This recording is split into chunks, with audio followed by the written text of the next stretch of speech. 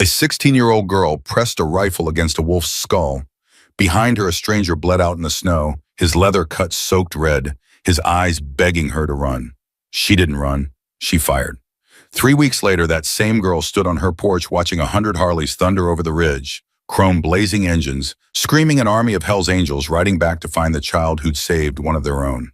Before we begin, tell us where you're watching from. Drop your city below, subscribe, and stay until the end. This story will break your heart and rebuild it.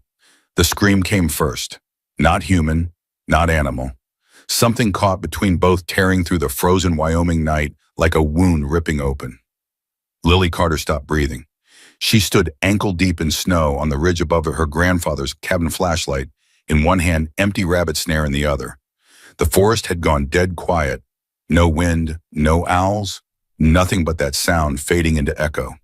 Then the gunshot. Then another. Then wolves. Lily dropped the snare and ran. Her boots punched through the crust of ice as she scrambled up the logging trail. Branches whipped her face. Cold air burned her lungs. She didn't slow down. Couldn't. Something in that scream had grabbed her by the spine and wouldn't let go. The third gunshot cracked through the trees. Closer now. She cleared the ridge and stopped dead. A motorcycle lay crumpled against a pine front wheel, twisted backward gas tank leaking onto the snow. Skid marks carved 30 feet through the ice. And at the end of that trail, surrounded by gray fur and yellow eyes, a man was dying. 5 wolves. The big male had already tasted blood muzzle, dark and wet. The others circled, patient, waiting for their turn. The man's hand came up. His pistol clicked, empty. "No," he whispered. "Not like this." The alpha lunged. Lily didn't think. Her grandfather's rifle came off her shoulder stock, slammed against her cheek. Finger found the trigger. She fired. The bullet punched snow 6 inches from the alpha's paw. The wolf yelped, twisted sideways, and bolted for the tree line. The others scattered behind him, melting into shadow like smoke. Lily didn't lower the rifle. She swept the barrel across the darkness, hard hammering so hard she could taste copper. "They're still out there," she said. The man on the ground turned his head. Blood covered half his face. His left leg was torn open below the knee bone, showing white through shredded denim. "Kid," his voice came out broken. "Get out of here. They'll circle back." "Shut up!" Lily crossed to him in 4 quick strides, dropping to her knees in the bloody snow. "Can you stand? Legs done. Just go." "I said shut up." She grabbed his arm and hauled it over her shoulder.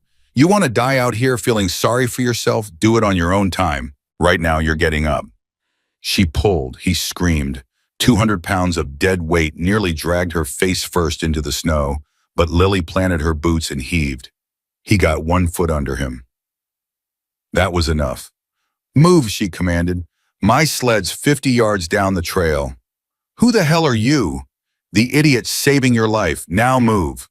They stumbled through the darkness like a 4-legged animal learning to walk. Every step painted more blood on the snow behind them. Every breath came harder than the last. The wolves followed.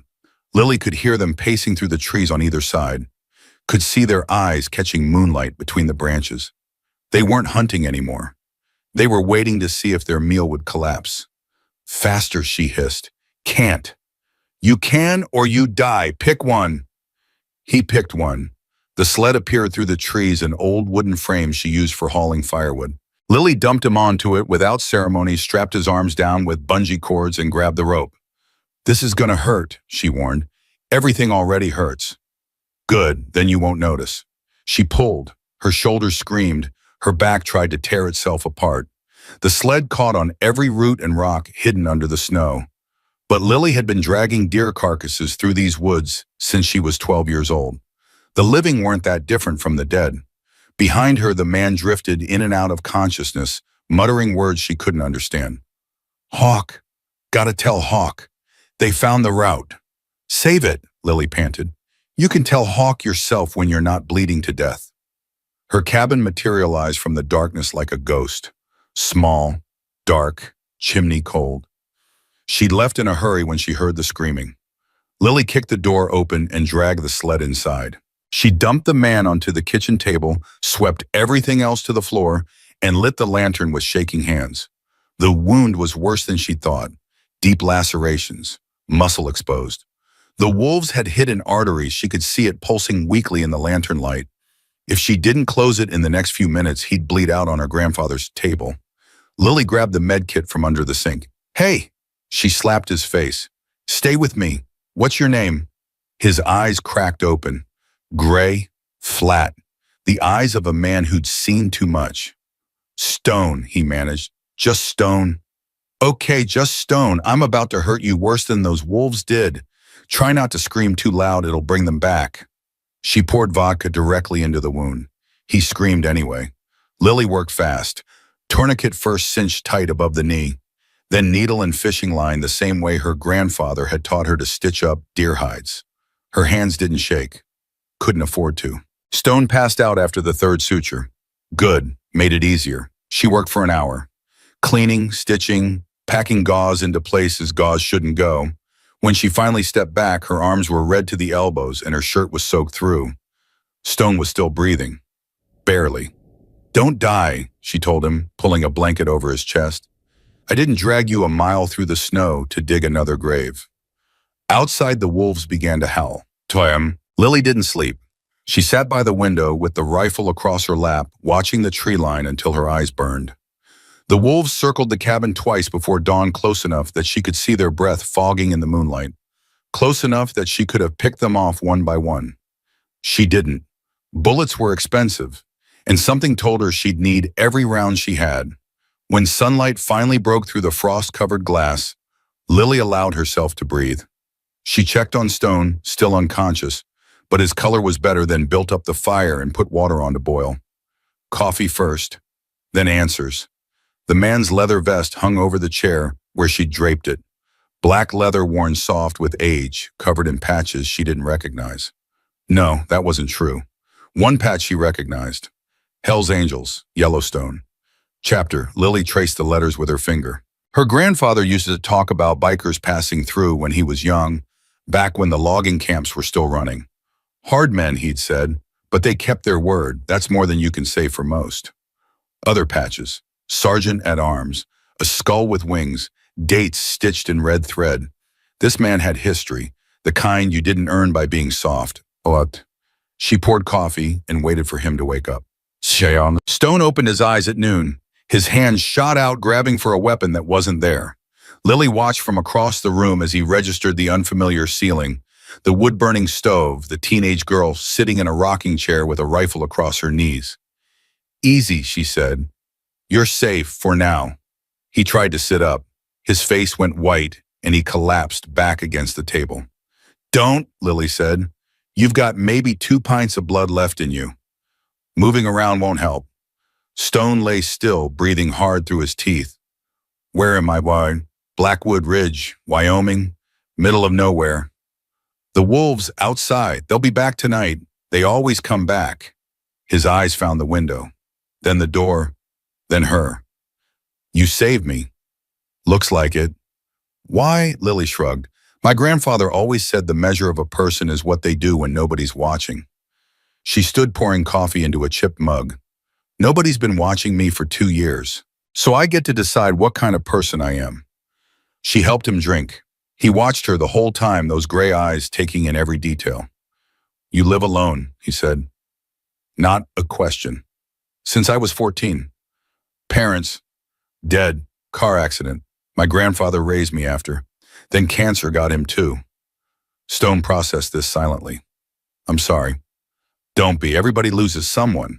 I just lost mine earlier than most. She set the mug aside and pulled up a chair. Now, your turn. I found your bike wrecked against a tree, but those skid marks started way before the wolves got to you. She leaned forward. What happened before they circled? Stone's jaw tightened. You're sharp. I'm alive. Same thing out here. She waited. Someone ran you off that road. I want to know who. He was quiet for a long moment, weighing her, deciding how much truth she could handle. Reapers, he finally said. Rival club. They've been hunting me since Salt Lake.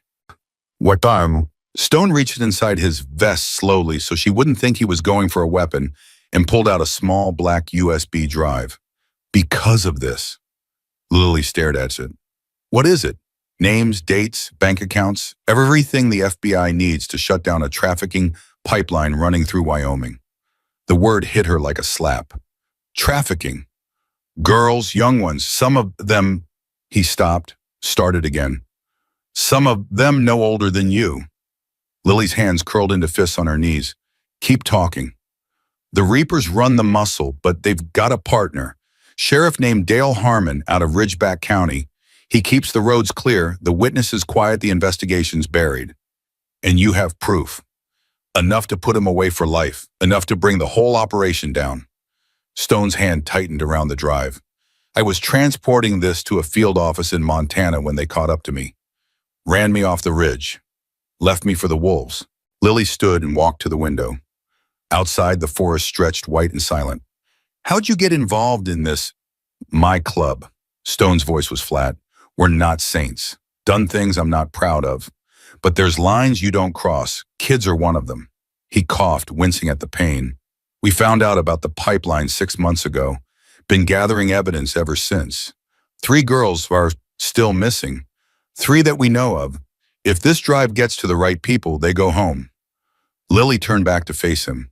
And if it doesn't, they disappear, like all the others. Silence stretched between them. Outside, a crow called.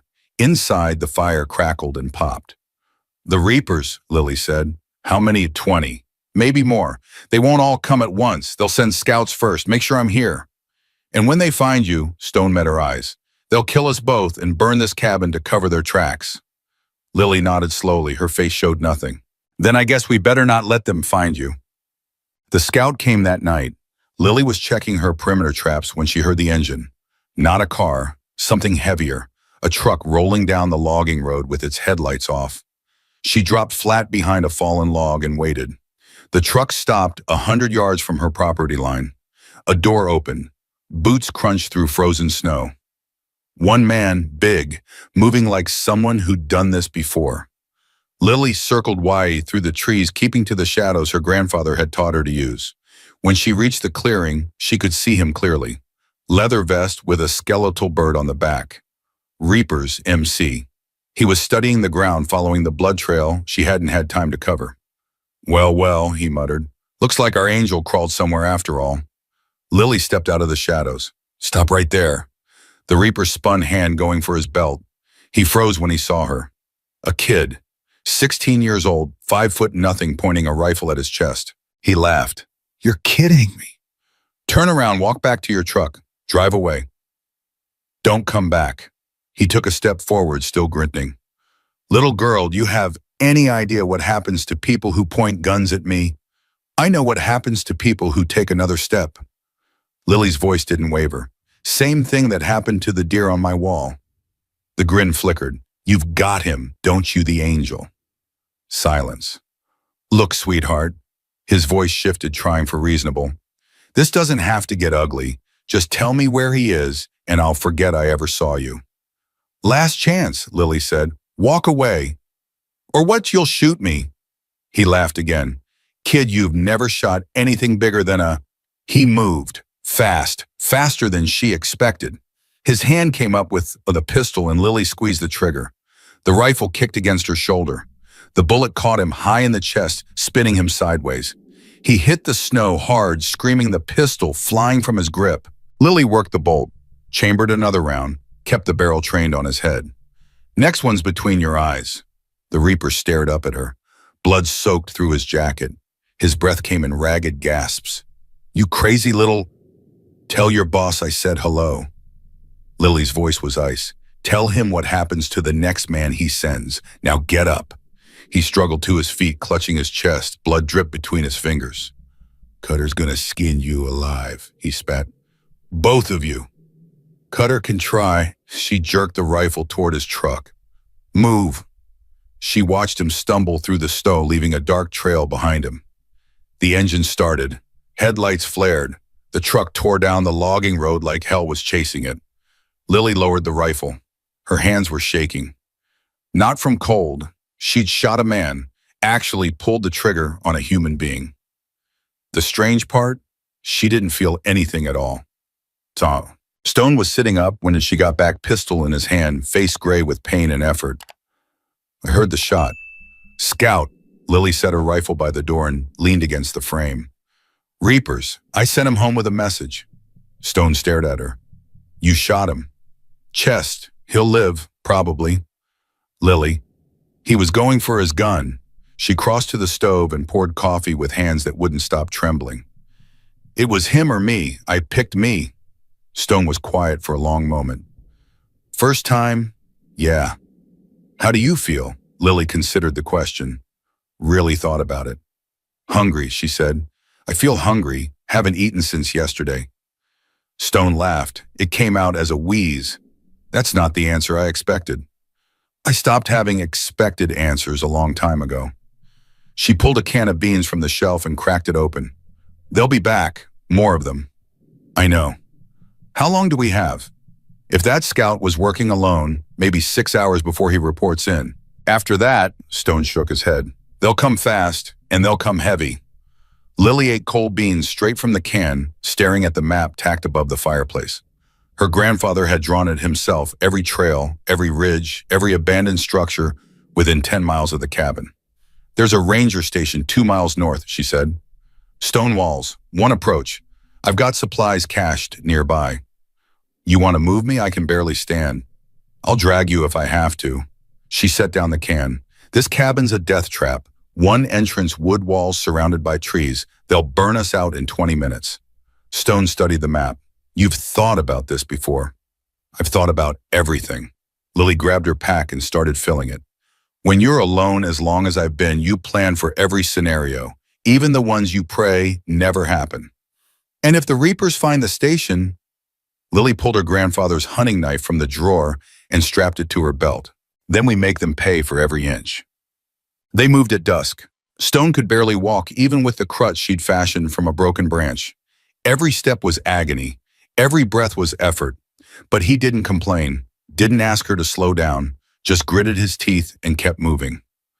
Lily respected that. Halfway to the station, he grabbed her arm. Stop. She froze. What? Listen. Engines, distant but growing, not one or two. A dozen at least, echoing off the mountains like approaching thunder. They're early, Stone said. Lily's jaw tightened. Can you move faster? I can try. Then try. They pushed through the trees as fast as his shattered leg would allow. Behind them, headlights swept through the forest, cutting between the pines like searchlights hunting for prey. The ranger station appeared through the darkness. Old stone walls, half the roof, collapsed, but solid. Defensible. Lily kicked open the door and hauled Stone inside. She barred the entrance with a fallen beam and ran to the window. Through the trees, she could see them now. Motorcycles, trucks, at least 15 vehicles spreading out to surround the station. And at the center of the formation, standing beside a black Harley with a skull painted on the tank, a man who looked like death wearing leather. Stone limped to the window beside her. A cutter? He breathed. He came himself. Is that bad? He's killed 11 men that I know of, probably more. Stone checked his pistol. Yeah, it's bad. Outside, Cutter raised a megaphone. Stone, his voice echoed through the frozen air.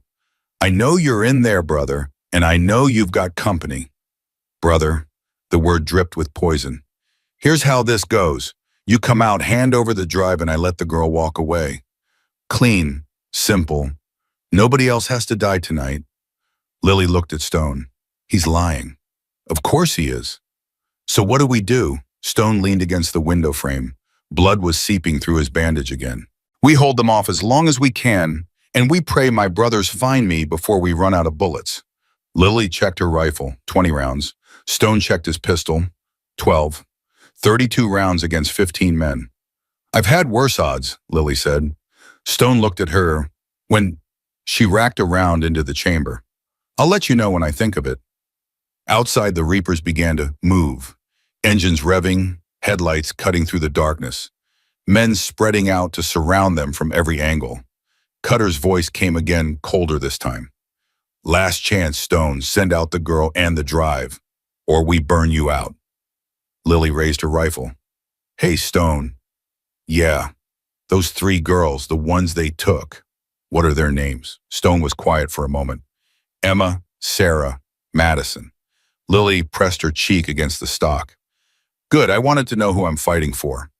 She centered the crosshairs on the nearest reaper. Emma, Sarah, Madison, she whispered, and waited for them to come. The first bullet punched through the window frame 2 inches from Lily's head. She dropped flat glass, raining down on her back heart, slamming against her ribs. Stone hit the floor beside her, grunting as his wounded leg twisted beneath him. You okay? He gasped, still breathing. Lily crawled toward the opposite wall, keeping below the window line. They're testing us, seeing if we shoot back. Another bullet cracked through the station, splintering the wooden door frame. Then another, then 3 more in rapid succession. Stone dragged himself behind an overturned table. How many shooters? Lily risked a glance through a gap in the stones. Muzzle flashes lit the tree line like an angry fireflies. 4, maybe 5. The rest are holding back, waiting to see what we've got. Then let's show them. Lily rose just enough to clear the window rifle already shouldered. She found the nearest muzzle flash and squeezed the trigger. A scream, a body hitting snow. She ducked back down before the return fire could find her. One down, she said. Stone stared at her in the darkness. You've done this before. I've hunted my whole life. Lily chambered another round. Dear, don't shoot back, but the principle's the same. Breathe, aim, squeeze. Outside, Cutter's voice boomed through the megaphone. That was a mistake, little girl. That was my cousin you just dropped. Lily didn't respond. You know what we do to people who kill family, Cutter continued. We take our time with them. We make it last. Stone grabbed her arm. Don't let him get in your head. That's what he wants. He's not in my head. Lily's voice was flat. He's in my crosshairs. There's a difference, Rico. She rose again, fired twice, and dropped back down. Another scream from the tree line. 2 down! The gunfire intensified. Bullets tore through the walls, showering them with stone dust and splinters. Lily pressed her back against the cold rock and counted her remaining rounds. 18. Stone had 12, 30 rounds against at least 13 men. We need to slow them down, she said. Make them think twice about rushing us. How? Lily pulled a coil of wire from her pack, fishing line nearly invisible in the dark. My grandfather taught me to set snares. Same principle works on men. She moved fast, stringing the wire across the station's only entrance about ankle height. Then she grabbed 3 tin cans from her supply cache and filled them with loose gravel. Trip alarm, she explained. Anyone comes through that door, we hear them first. Stone watched her work with something like wonder in his eyes. Your grandfather, he was military, Marines, 3 tours in Vietnam. Lily tied off the last wire. He said the jungle taught him that prepared beats strong every time. Smart man. He was. Lily returned to her position by the window. He also said, never trust a man who smiles while he's threatening you. Cutter, us? All teeth, no soul. I saw his face in the headlights. She checked out her rifle. He's enjoying this. Stone's jaw tightened. He enjoys everything. That's what makes him dangerous. The gunfire stopped. Lily tensed. Silence was worse than bullets. Silence meant they were moving. Sonish. She kept her voice low. I need you to cover the back window.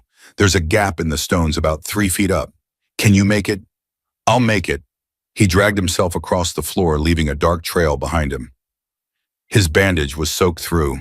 He was losing blood again. Hey! Lily caught his eye. Don't die on me. I've got questions you haven't answered yet. He managed a weak grin. Like what? Like why a man your age is running evidence instead of sitting on a porch somewhere drinking beer. Stone laughed. It came out as a cough. Because sitting gets you killed faster than running. At least out here I'm moving. He reached the back window and propped himself against the wall, pistol raised. I've got movement, 2 men circling east. Let them come. Lily tracked the shadows in front of the station. Wait until they're committed. Then we hit them from both sides. 30 seconds passed. A minute. The tin cans rattled. Lily spun toward the door just as a boot kicked it open. A massive figure filled the frame, shotgun raised. She fired from the hip. The bullet caught him in the shoulder, spinning him sideways. Stone's pistol barked twice from the back window. 2 more bodies hit the snow outside. The wounded reaper stumbled backward, screaming. Another man grabbed him, dragging him into the darkness. Fall back, someone shouted. Fall back. They're dug in. Lily's heart pounded in her ears. Her hands shook as she chambered another round. 4 more down, maybe 5. But she'd used 3 rounds, 15 left. Stone slumped against the wall, breathing hard. Nice shooting. I missed the heart. You hit him, that's what matters. Lily shook her head. Missing means he's still alive, still dangerous. She moved to his side, checking his wound. The bandage was black with blood. You're bleeding out. I noticed. I need to retie the tourniquet. Do it fast, they're regrouping. Lily worked quickly, her fingers slick with his blood. Stone gritted his teeth but didn't make a sound. Those 3 girls, she said. Emma, Sarah, Madison. How old? Emma's 16, Sarah's 15. Madison just turned 14 last month. Lily's hands paused. 14. Same age you were when you lost your parents. She finished tying the tourniquet and sat back on her heels. Where are they now? We don't know, that's the problem. The drive has locations, safe houses, transport routes, buyer lists. Without it, the FBI's got nothing. And with it, those girls go home. And every monster in that network goes to prison for the rest of their miserable lives. Lily stood and returned to the window. Then we don't lose the drive. Outside engines revved, headlights swept across the station walls. They're bringing the trucks up, Stone said. What for? Ram the walls, collapse the structure, bury us in stone. Lily's mind raced. How long do we have? 5 minutes, maybe less. She grabbed her pack and started pulling out everything useful. Rope, matches, a can of kerosene she'd brought for the lantern. Can you move? Not fast. Can you move at all? Stone tested his leg. His face went white. Maybe, if you help me. Then we're not staying here. Lily stuffed the kerosene in her jacket. There's a root cellar 50 yards north. My grandfather dug it during the Cold War. Stonewall's underground hidden entrance. They'll see us moving. Not if I give them something else to look at. She struck a match. Stone's eyes widened. Lily. I'm going to set fire to the tree line on the east side. Draw their attention. You head north while they're distracted. You'll be exposed. For 30 seconds, that's all I need. That's insane. Lily met his eyes. My grandfather used to say, when you're outnumbered, outgunned, and out of options, do the one thing they don't expect. She pocketed the matches. They expect us to hunker down and die slow. They don't expect us to attack. Stone stared at her for a long moment. You really are crazy. Probably. She pulled him to his feet, slinging his arm over her shoulder. But I'm also still alive. That counts for something. They moved to the back of the station, keeping low. Through the gap in the stones, Lily could see the trucks lining up. 3 of them. Heavy, built to smash through walls. On my signal, she said, head straight north. Don't stop. Don't look back. What's the signal? Lily pulled out the kerosene and soaked a rag. You'll know it when you see it. She counted to 3. Then she lit the rag, kicked open the back door, and threw. The kerosene-soaked cloth arced through the darkness and landed in a pile of dead brush. Flames erupted orange and hungry, spreading faster than she'd expected. Shouts from the reapers. Confusion. Men running toward the fire instead of the station. Go! Lily shoved Stone toward the tree line. Go now. He stumbled into the darkness, half running, half falling. Lily raised her rifle and fired twice at the nearest headlights. Glass shattered. Someone screamed. Then she ran. Bullets chased her through the snow. One tugged at her jacket sleeve. Another kicked up ice at her feet. She didn't slow down. Couldn't. 50 yards had never felt so far. Stone was ahead of her, crawling more than running, dragging his ruined leg behind him.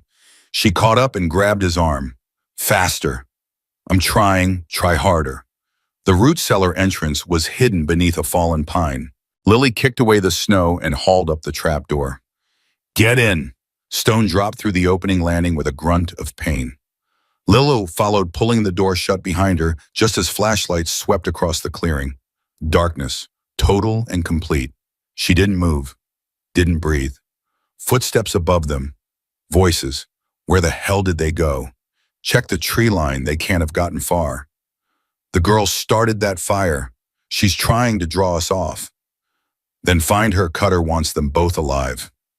The footsteps moved away. Lily counted to 100 before she dared to exhale. Alive, Stone whispered. He wants us alive.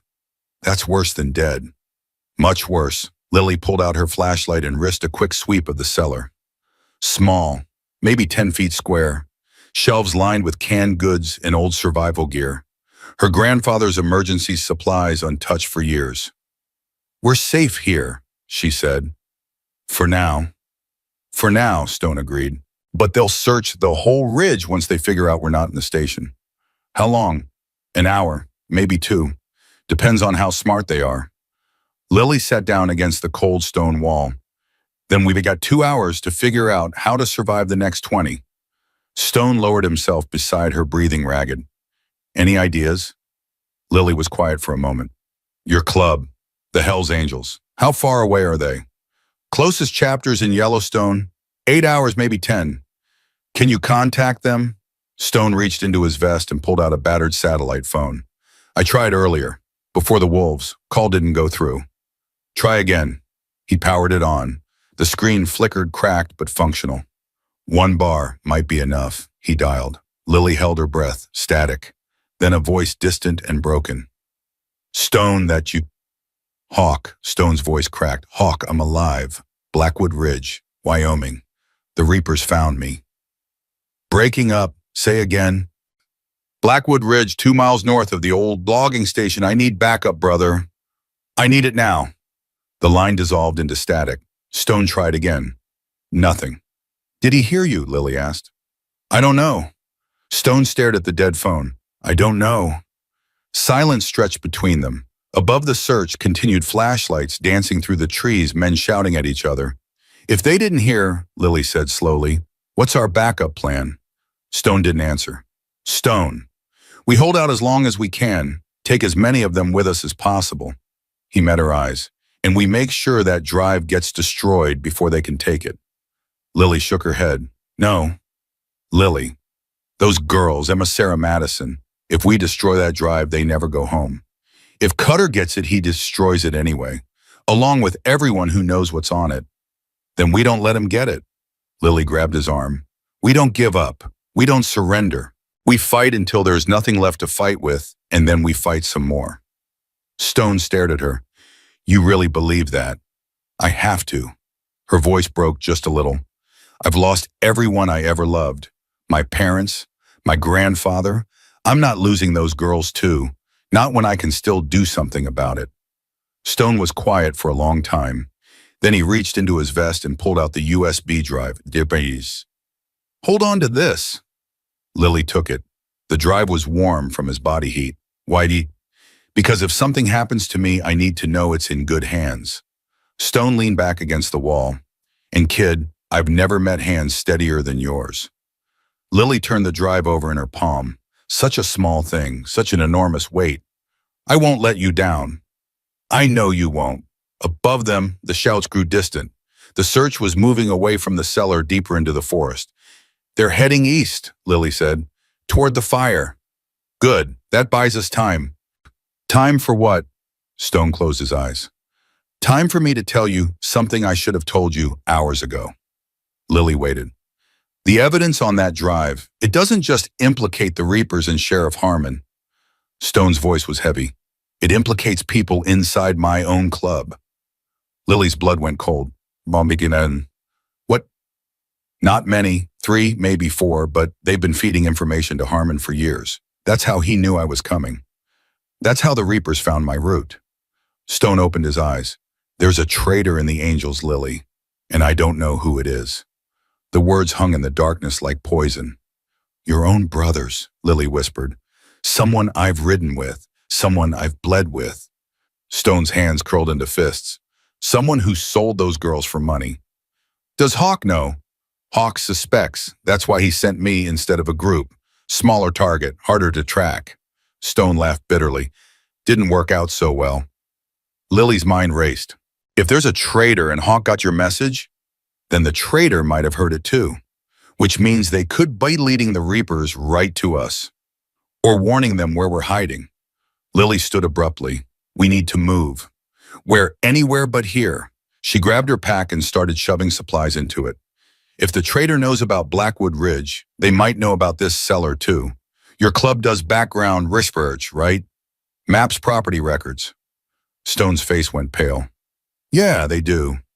Then they might already know about my grandfather's emergency supplies, which means a sound above them, not footsteps, something heavier, a voice muffled but clear. Check under the pine, I saw a door or something. Lily's heart stopped. Stone grabbed his pistol. Back entrance, he hissed. My grandfather dug one. Behind the shelf. She didn't hesitate. She threw herself at the shelving unit, shoving cans and boxes aside. There, a wooden panel, half-rotted, but solid. Help me. Stone dragged himself across the floor. Together, they wrenched the panel free, revealing a narrow tunnel barely wide enough to crawl through. Above them, the trap door shuddered. They're breaking through, Lily said. Go, I'm right behind you. She dove into the tunnel pack, dragging behind her. Dirt filled her nose, her mouth. Roots scraped her back. She crawled blind, following the passage by feel. Behind her, she heard Stone grunting with effort. Then a crash, the trapdoor giving way. I see footprints. They were just here. Find the tunnel. They're running. Ahoy! Lily crawled faster. Her hands hit cold air the exit. She tumbled out into snow and moonlight, gasping. Stone came out behind her, face gray, leg dragging uselessly. Run, he breathed. Just run. They ran, or tried to. Stone collapsed after 20 yards, his body finally giving out. Leave me. No. Lily, I can't. I said no. She grabbed him under the arms and pulled. I didn't drag you out of a wolf pack to leave you in the snow. Now move. Voices behind them, flashlights cutting through the trees. Lily's legs burned. Her lungs screamed. She pulled Stone through the darkness, inch by agonizing inch. A light swept across them. There I see them. Lily didn't look back. She just pulled. The ground dropped away beneath her. She fell, Stone tumbling after her, both of them sliding down a steep ravine in a chaos of snow and rocks. When they hit bottom, Lily couldn't move. Every bone in her body felt shattered. Above them, the Reaper's flashlights swept back and forth. Where'd they go? Down the ravine. It's too steep. We'll break our necks. Cutter wants them alive. Then Cutter can climb down himself. The lights lingered. Then slowly they moved away. Lily lay in the snow, staring at the stars. Her whole body shook. Stone. Still here. His voice was barely a whisper. Somehow. We lost them. For now. Lily forced herself to sit up. Her ribs screamed in protest. Blood dripped from a cut on her forehead. Where are we? Stone raised his head with visible effort. Bottom of Miller's Ravine, about a mile from your cabin. Can we get back? Not tonight, not with my leg like this. Lily looked around. The ravine was narrow walls too steep to climb, but ahead she could see something, a dark opening in the rock face. There's a cave, probably full of bears. Bears hibernate in winter. She pulled him to his feet one more time, and I'd rather fight a bear than Cutter right now. The cave was shallow but dry. Lily dragged Stone inside and propped him against the wall. His breathing was ragged, his skin cold and clammy. You're going into shock, she said. Probably. I need to warm you up. She emptied her pack, emergency blanket, a single heat pack. Not enough, but something. Here. She wrapped the blanket around him and cracked the heat pack against her palm. Hold this against your chest. Lily, don't talk. Save your energy. Lily, listen to me. Stone grabbed her hand. If I don't make it, you're going to make it. If I don't, his grip tightened. Get to Hawk. Tell him what I told you about the trader. Tell him the names are on the drive section 4 file labeled insurance. A Stone, promise me. Lily met his eyes. In the dim light, they looked almost silver. I promise. His grip relaxed. Good kid.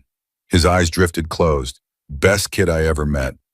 Lily sat beside him in the darkness, listening to his breathing grow slow and shallow. Outside, the wind picked up, sending snow swirling across the ravine. She pulled the USB drive from her pocket and held it in her palm. Such a small thing. Such an enormous weight. Emma, Sarah, Madison. 3 names, 3 girls, 3 reasons to keep fighting. Lily closed her fist around the drive and made a decision. She wasn't going to wait for rescue anymore. She was going to hunt. Dawn came gray and cold. Stone was still breathing, but barely. His fever had spiked during the night, turning his skin slick with sweat. Infection was setting in. Lily checked her supplies. 4 cans of food, half a bottle of water, a hunting knife, her rifle with 12 rounds. Not enough to fight, but maybe enough to survive. She climbed to the mouth of the cave and studied the ravine. The walls were steep, but not impossible. If she could reach the ridge, she could see the whole valley, figure out where the Reapers were camped. "Stay here," she told Stone, even though he probably couldn't hear her. "I'll be back." The climb nearly killed her. 3 times she slipped, catching herself on roots and rocks. Her hands were bloody by the time she reached the top. But she made it. From the ridge, she could see everything. Her cabin, a quarter-mile south. Smoke still rising from the chimney. Someone was using it as a base. The ranger station, a blackened ruin. They'd burned it after she escaped. And to the east, a cluster of vehicles parked around what looked like an old hunting lodge. The Reapers' camp.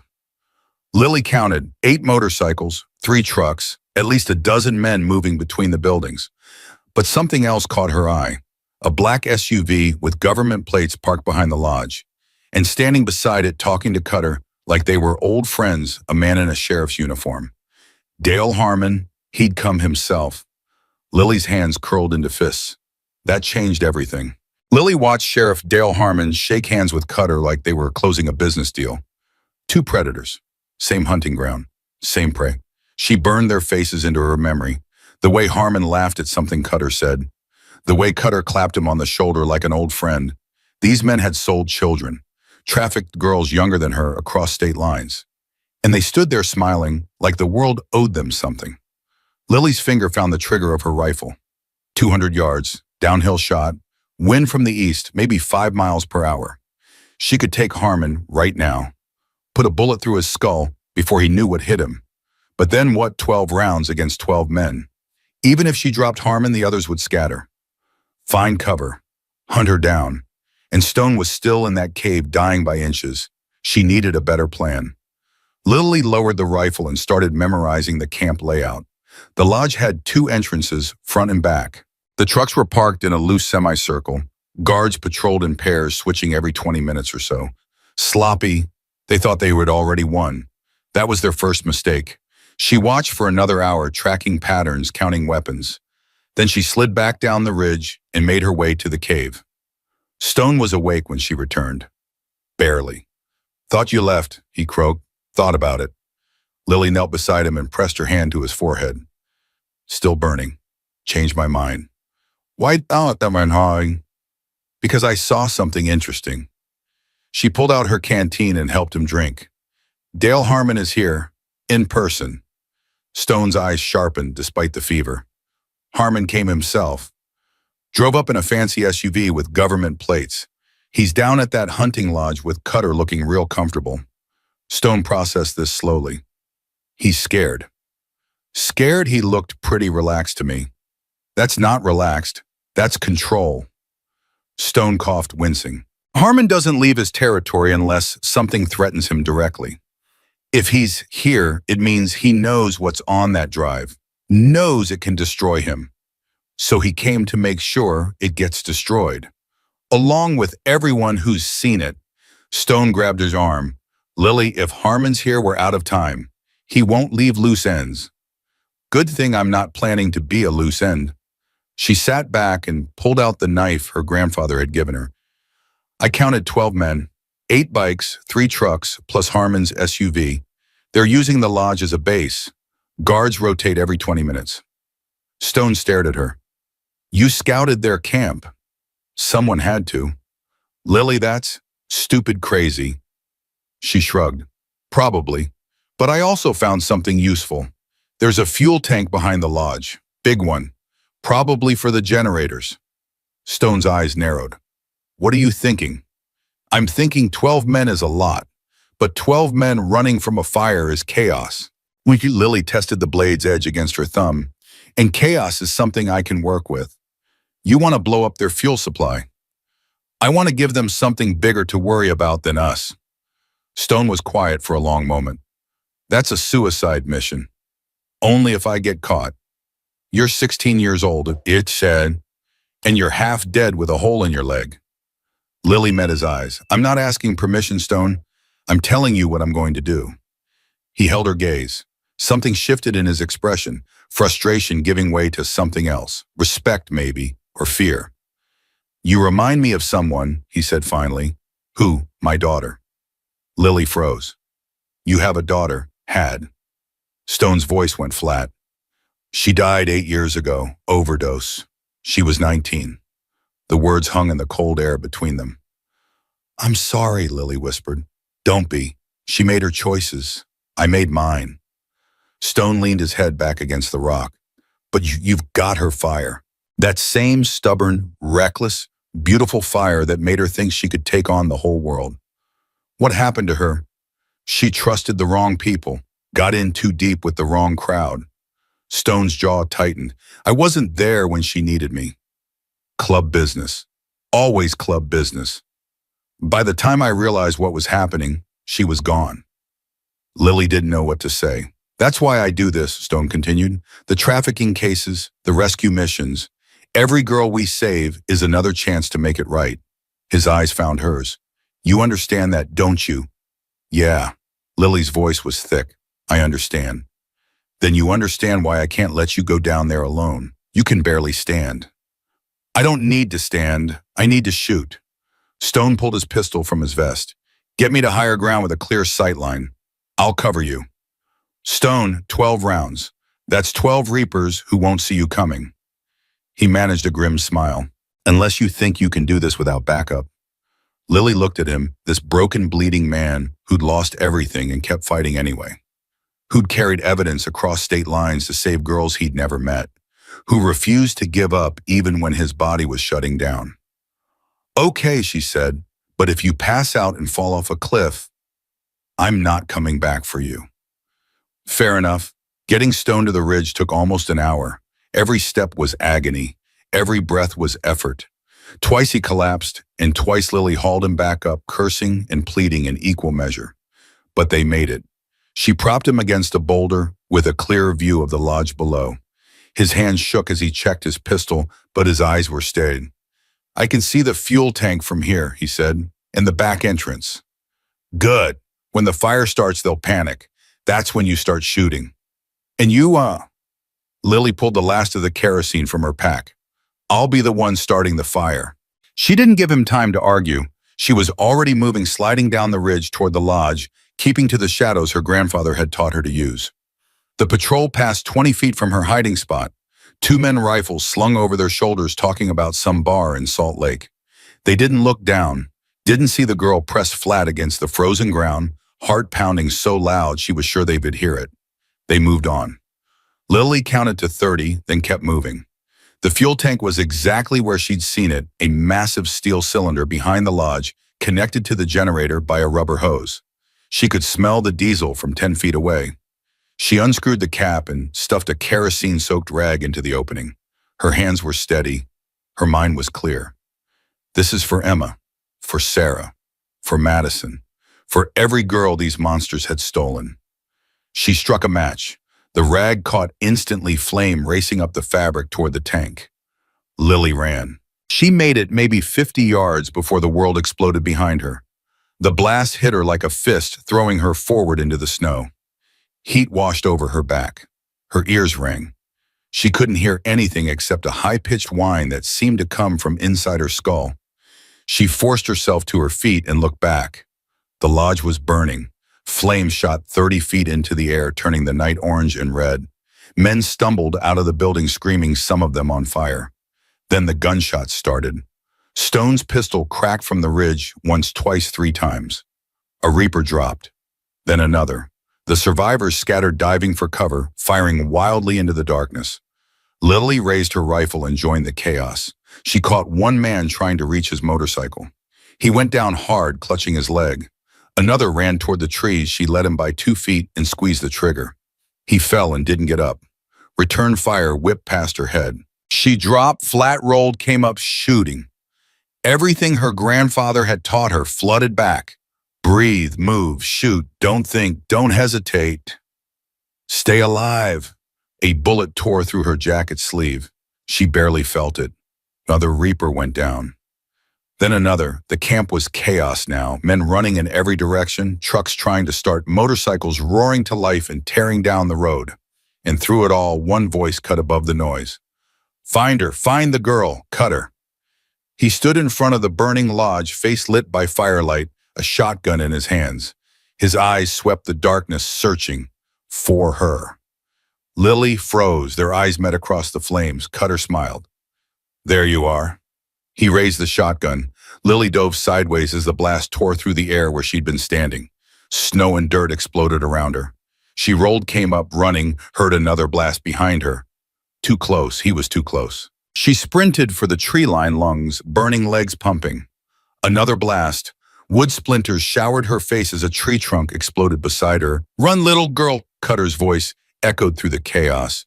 Run all you want, I'll find you. I always find them. Lily crashed through the underbrush branches, tearing at her face and arms. She could hear him behind her, heavy boots crunching through snow, getting closer. Her foot caught on a root. She went down hard, rifle flying from her grip. No, she scrambled for it, fingers closing around the stock just as Cutter burst through the trees. He stood over her, shotgun leveled at her chest.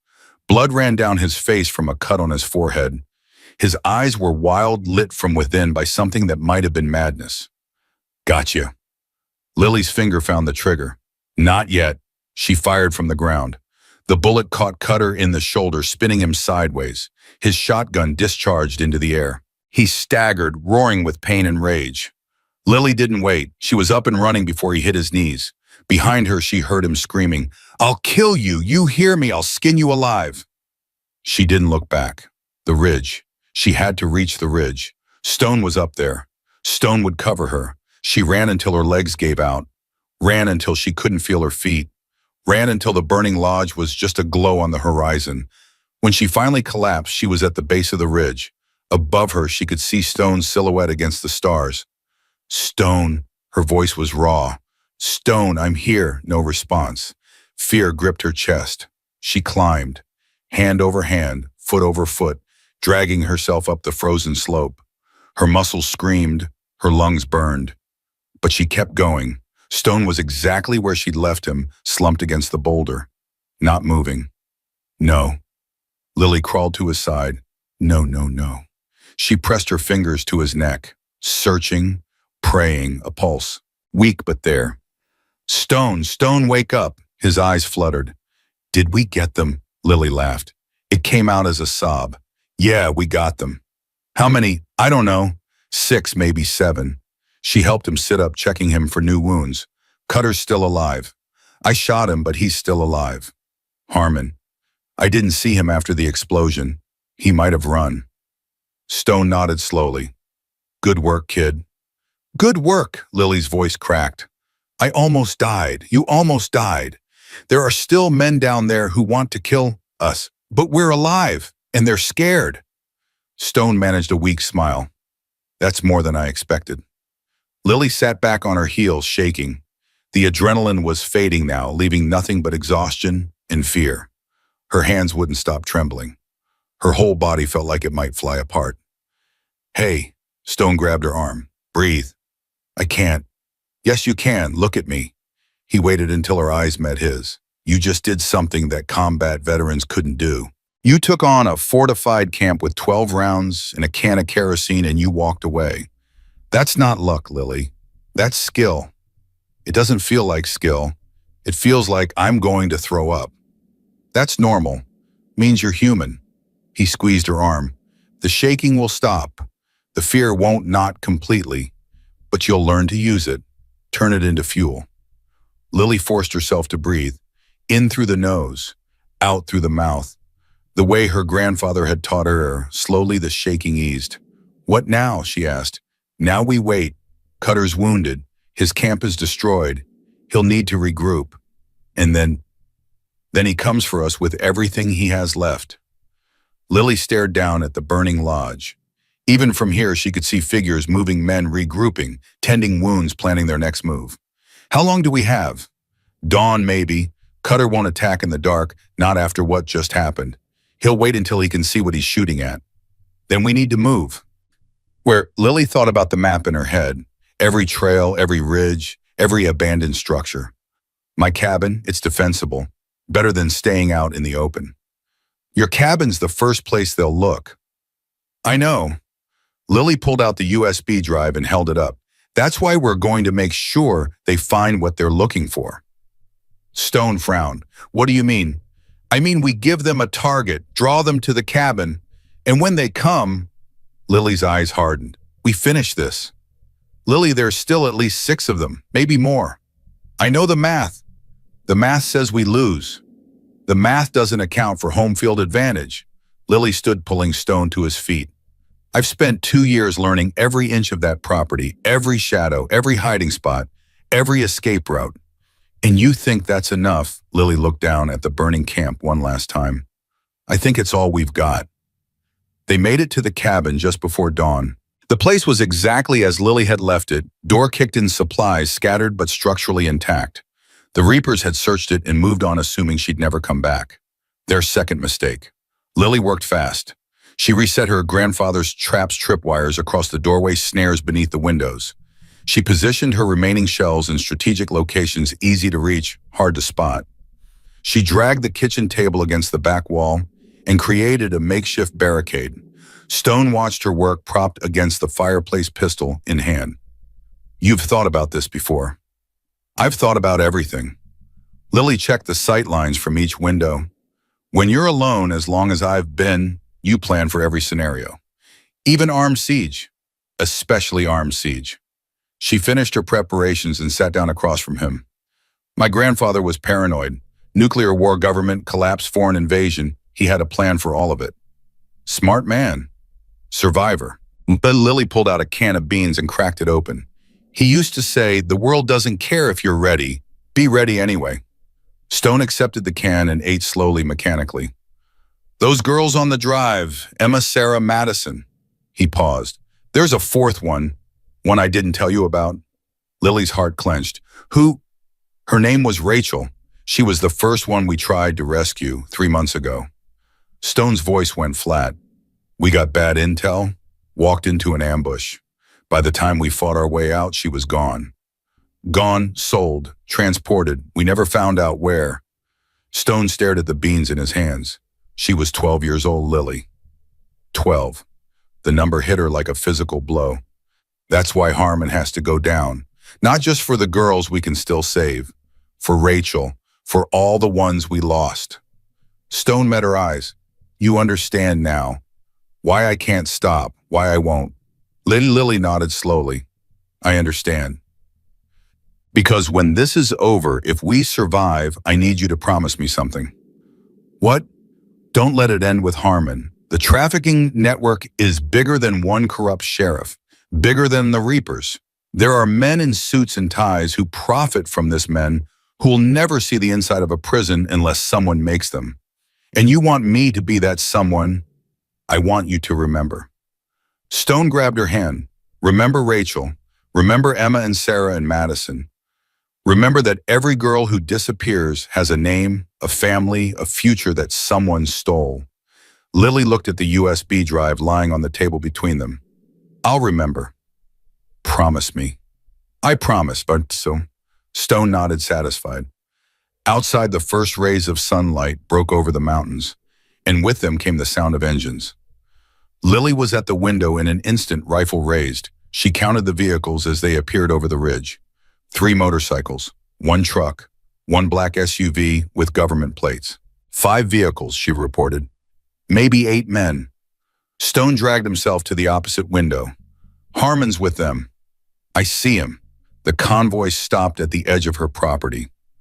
Doors opened, men climbed out, weapons drawn, and at the center of the group, supported by 2 Reapers, Cutter, stood with his shoulder wrapped in bloody bandages and murder in his eyes. Lily Carter, his voice echoed across the snow. I know you're in there. Lily didn't respond.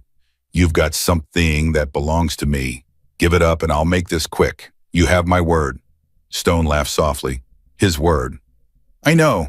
Lily chambered around. I'm counting on it. Cutter waited. When no answer came, his face twisted with rage. Fine, have it your way, he turned to his men. Burn it down, burn it all. The Reapers moved forward. Lily took a breath, then she started shooting. The first man went down before he'd taken 3 steps. The second made it to the fence before her bullet found him. The third dove for cover, scrambling behind the truck.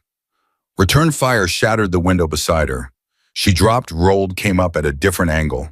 Another shot, another Reaper down. Stone's pistol barked from across the room. A man clutching a gasoline can crumpled in the snow. 4 down, Lily shouted. 4 to go.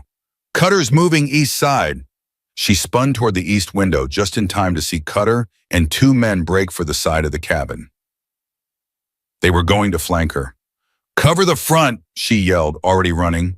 The side door exploded inward. Lily fired twice blind and heard a scream. She pressed herself against the wall as bullets punched through the doorframe. A figure appeared in the opening. She shot him in the chest. He fell, and behind him, Cutter's face appeared. Their eyes met. Lily pulled the trigger. Click. Empty. Cutter smiled. Gotcha. He lunged. Lily threw herself backward, but not fast enough. His hand closed around her throat, lifting her off her feet. She clawed at his arm, gasping, stars exploding in her vision. Thought you were clever, didn't you? Cutter's breath was hot against her face. Thought you could take us all on. Lily couldn't answer, couldn't breathe. I'm going to enjoy this. He squeezed harder. I'm going to make it last. A gunshot. Cutter's grip loosened. His eyes went wide. He looked down at the red stains spreading across his chest. Behind him, Stone stood in the doorway, pistol raised, face white as death. Get your hands off her. Cutter turned slowly. Disbelief warred with rage on his face. You! Stone fired again. Cutter fell. He didn't get up. Lily collapsed against the wall, gasping, clutching her throat. Air rushed into her lungs, painful and perfect and alive. Stone. He was already falling. The pistol slipped from his fingers. His legs buckled. He hit the floor hard, eyes rolling back. Stone. Lily scrambled to his side. Stone, stay with me. Blood everywhere. His wound had reopened. His face was gray. Did I get him? Stone's voice was barely a whisper. You got him. He's dead. Lily pressed her hands against his wound, trying to stop the bleeding. Just hold on. Help is coming. Liar. I'm not. You're a terrible liar, kid. Stone managed a weak smile. Always have been. Tears burned Lily's eyes. Don't you dare. Don't you dare die on me. Not planning on it. His eyes drifted closed. Just need to rest. Just for a minute. Stone, no response. Lily sat in the blood-soaked cabin holding a dying man surrounded by the bodies of the monsters they'd killed together. Outside, she heard a vehicle start. The black SUV. Harmon. He was running. Lily looked at Stone's pale face, looked at the door, looked at the USB drive still sitting on the table. She had a choice. Stay and watch Stone die, or chase the man responsible for all of this. Her grandfather's voice echoed in her head. The measure of a person is what they do when nobody's watching. Nobody was watching now. Lily grabbed the USB drive, grabbed her rifle, and ran. Harmon's SUV was already at the end of the road when she burst through the door. She raised the rifle, sighted, and fired. The rear tire exploded. The SUV swerved, fishtailed, and slammed into a snowbank. Lily sprinted toward it, chambering another round. The driver's door opened. Harmon stumbled out, hands raised. Wait, we can make a deal. Lily didn't slow down. I'm a sheriff. You can't just... You're a murderer. Lily stopped 10 feet away, rifle leveled at his chest. You sold children. Girls, some of them younger than me. Harmon's face went pale. You don't understand. I didn't have a choice. They would have killed me if I didn't. There's always a choice. Listen to me. Desperation crept into his voice. I have money. Lots of it. I can give you anything you want. A new life. A new identity. You could disappear and no one would ever. I don't want to disappear. Lily's finger tightened on the trigger. I want those girls to go home. Harmon's eyes darted to the rifle, to her face, to the road behind her. Then take the drive to the FBI. I'll cooperate. I'll testify against everyone. You'll say anything to survive. Because I want to live. He fell to his knees. Please, I'm begging you. I have a family, a wife, kids of my own. Lily's jaw tightened. So did those girls. She saw it in his eyes the moment he realized she wouldn't bargain. The moment hope died. Then do it. His voice went flat. Pull the trigger. Add another body to your count. Lily stared at him. Her finger rested on the trigger. 1 pound of pressure. That's all it would take. This man had destroyed lives, sold children, protected monsters. If anyone deserved to die, it was him. But something her grandfather said came back to her. Killing's easy. Living with it is hard. Lily lowered the rifle. No, Harmon's eyes widened. You're going to face trial. You're going to look those girls' families in the eye and answer for what you did. Lily pulled a zip tie off from her pocket, one of her grandfather's emergency supplies. And then you're going to spend the rest of your miserable life in a cage, knowing that a 16-year-old girl is the reason you got caught. She bound his hands behind his back tight enough to cut off circulation. You're making a mistake, Harmon hissed. You have no idea who you're dealing with. There are powerful people who are all on this drive. Lily held up the USB. Their names, their accounts, everything. For the first time, real fear crossed Harmon's face. You wouldn't. Watch me.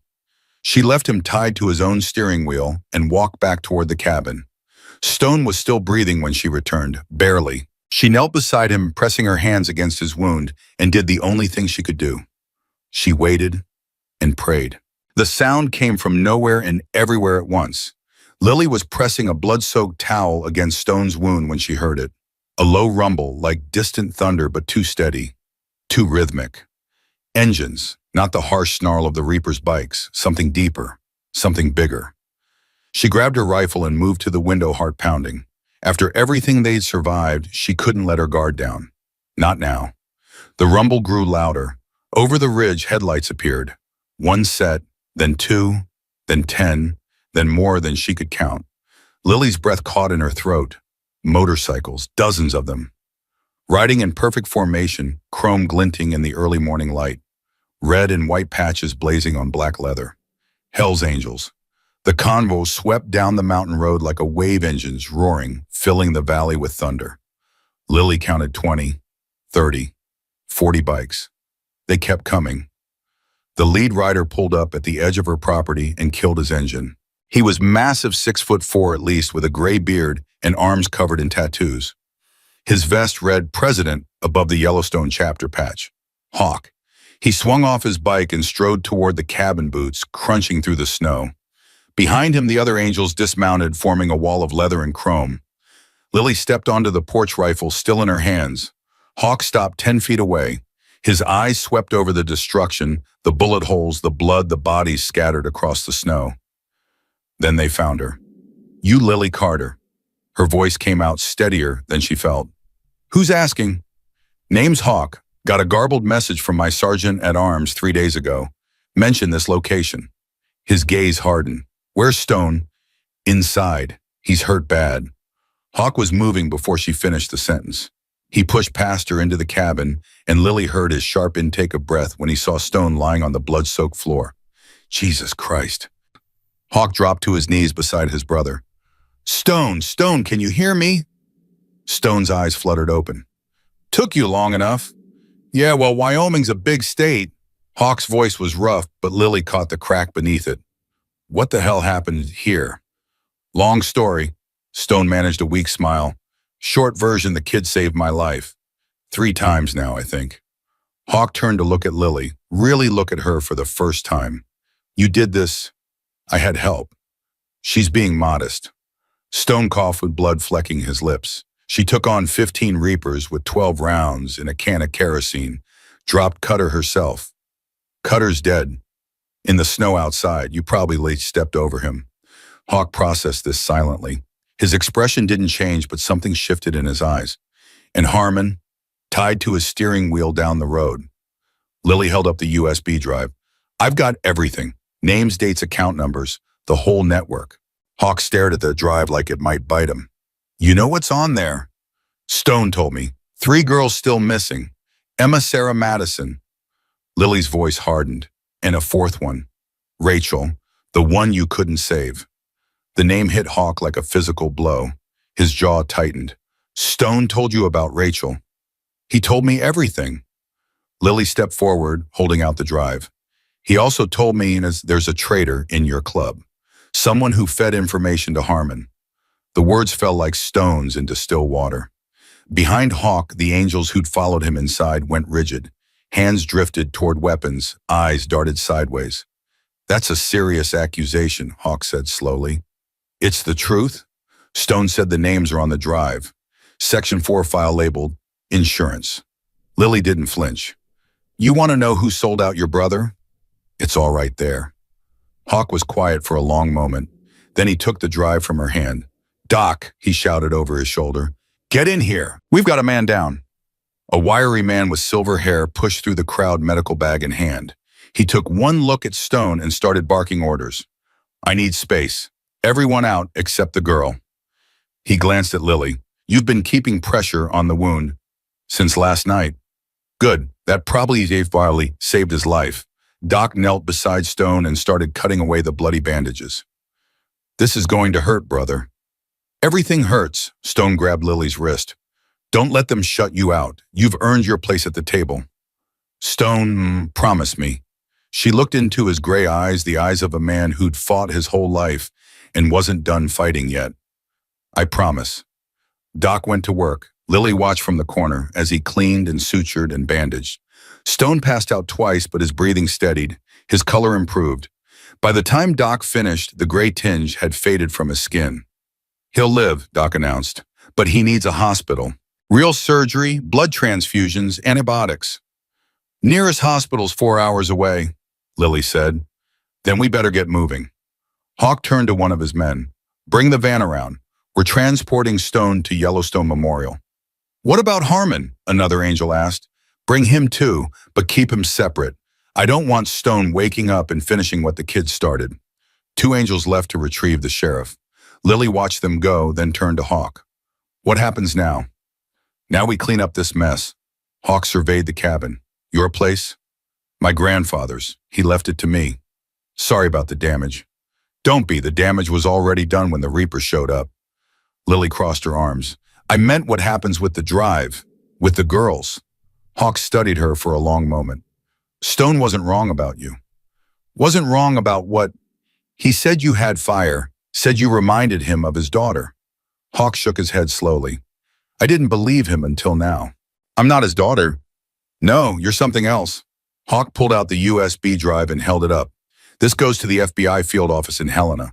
I've got a contact there, someone we can trust. And the girls? If the locations are on this drive, we'll find them. Every one of them. I want to be there. Hawk's eyebrows rose. You want to come on a rescue mission? I want to see this through. Lily's voice was steel. I didn't fight and bleed and almost die just to hand off a thumb drive and go home. Those girls deserve better than that. They deserve professionals. They deserve people who care. Lily stepped closer. I've killed 6 men in the last 48 hours. I've been shot at, strangled, and hunted through the woods like an animal. I'm not asking to lead the charge. I'm asking to be there when it ends. Hawk looked at her, really looked, and something in his expression softened. Your grandfather, he was military, Marines, Vietnam. Figures. Hawk almost smiled. He raised a warrior. He raised a survivor. There's a difference. Sometimes there isn't. Hawk tucked the drive into his vest. Fine. You ride with us to Helena. After that, we'll see. Lily nodded. Thank you. Don't thank me yet. The hard part hasn't started. They loaded Stone into a van that had arrived with the convoy custom-built Lily noticed with medical equipment bolted to the walls. Doc rode with him, monitoring vitals, adjusting IV drips.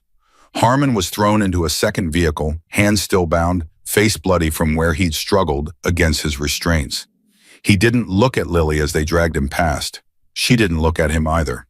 The convoy reformed on the road. Lily found herself on the back of a motorcycle behind a rider named Ghost, a lean man with pale eyes who hadn't spoken a word since arriving. Hold on tight, he said. It's a long ride. She wrapped her arms around his waist and held on. The angels rode. Lily had never moved this fast before. The wind cut through her jacket like knives. The world blurred past in streaks of white and gray. But surrounded by 40 engines, surrounded by men who'd come to save their brother, she felt something she hadn't felt in 2 years. Safe. The first stop came 3 hours later at a gas station on the edge of Yellowstone. The Angels pulled in like an invading army, filling pumps, buying coffee, stretching loyal legs. Hawk approached Lily while she was warming her hands on a paper cup. "How you holding up?" "I'll live." "That's not what I asked." Lily looked at him. In the harsh fluorescent light, she could see the lines on his face, the gray in his beard. This was a man who'd seen things, done things, and kept going anyway.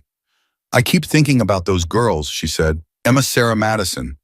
Wondering what they're going through right now, if they're scared, if they've given up hope." "They haven't." "How do you know?" "Because hope is the last thing to die." Hawk leaned against the wall beside her. "I've seen girls rescued after months in captivity. Years sometimes. They come out damaged, sure. Broken in ways that take it a lifetime to heal. But they come out. They survive. Like Stone's daughter." Hawk went still. "Stone told you about Jenny." "He said she died, overdose." "Yeah," Hawk's voice went flat. "She was 19. Brilliant kid, could have been anything, but she got tangled up with some bad people, and by the time Stone realized how deep she was in, he shook his head. He's never forgiven himself. That's why he does this, the rescue missions. That's why we all do this." Hawk straightened up. "We're not saints, Lily. Done plenty of things I'm not proud of. But when it comes to kids, when it comes to trafficking, that's where we draw the line. Even if it means going to war. Especially if it means going to war." Hawk finished his coffee and crushed the cup. "War's easy when you're fighting for something that matters." They rode for another 2 hours before the convoy pulled off at a rest stop. Lily was climbing off Ghost's bike when she heard shouting from the van. "He's crashing, I need help in here." She was running before she knew it, pushing through the crowd of angels scrambling into the van. Stone was seizing, his whole body convulsed, back arching, arms thrashing. Doc was trying to hold him down while simultaneously checking monitors that beeped angry warnings. "What's happening?" Lily demanded. "Infection spread faster than I thought. His system's shutting down." Doc grabbed a syringe from his bag. "Hold his arm." Lily pinned Stone's arm to the mattress while Doc found a vein and injected something clear. The seizure continued for another 10 seconds, the longest 10 seconds of her life. Then slowly, gradually, Stone went still. His breathing was shallow. His skin was gray again. "Is he... He's stable. For now." Doc wiped sweat from his forehead. "But we need to get to that hospital. He's got maybe 2 hours before his organs start failing." Lily looked at Stone's pale face, the man who'd told her about Rachel, who'd given her the drive, who'd trusted her with secrets that could bring down an empire. "Then we move faster." She jumped out of the van and found Hawk. "Stone's dying. Doc says 2 hours, maybe less." Hawk's jaw tightened.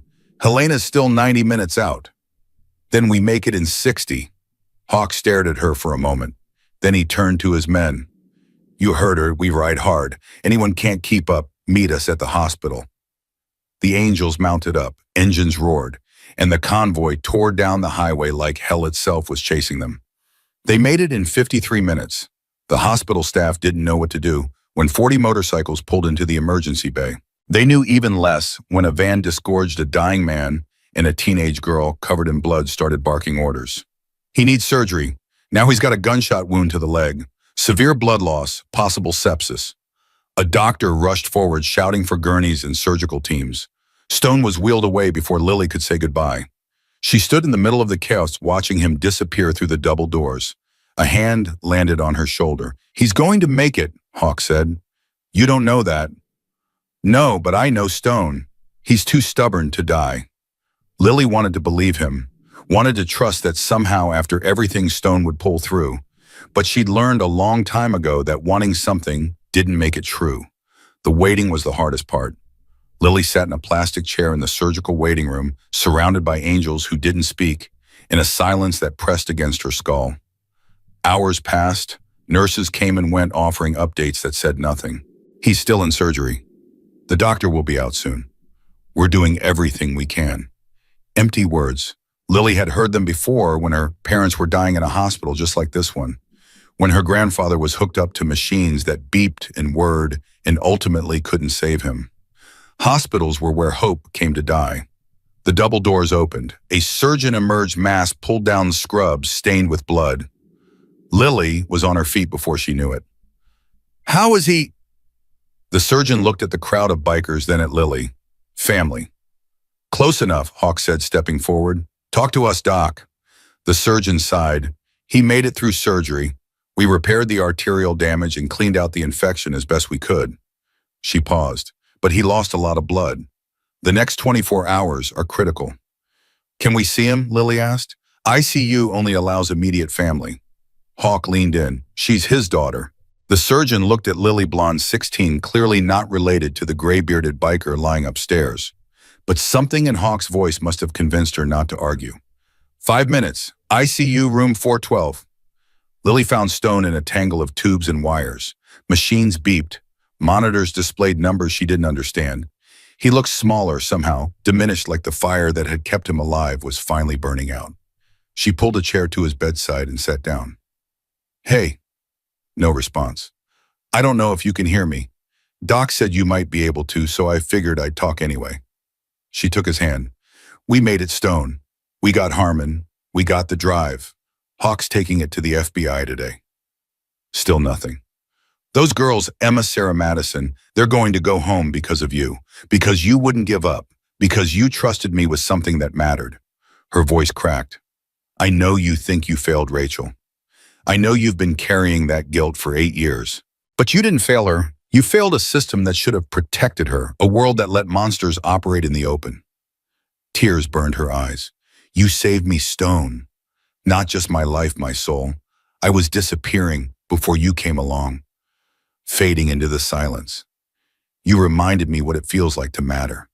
She squeezed his hand. So you don't get to die. You hear me? You don't get to leave. Not now, not when I just found out what family feels like. The monitors beeped. Stone's chest rose and fell, and for just a moment, Lily could have sworn his fingers tightened around hers. The FBI arrived at noon. 2 agents in dark suits, credentials, out faces carefully neutral.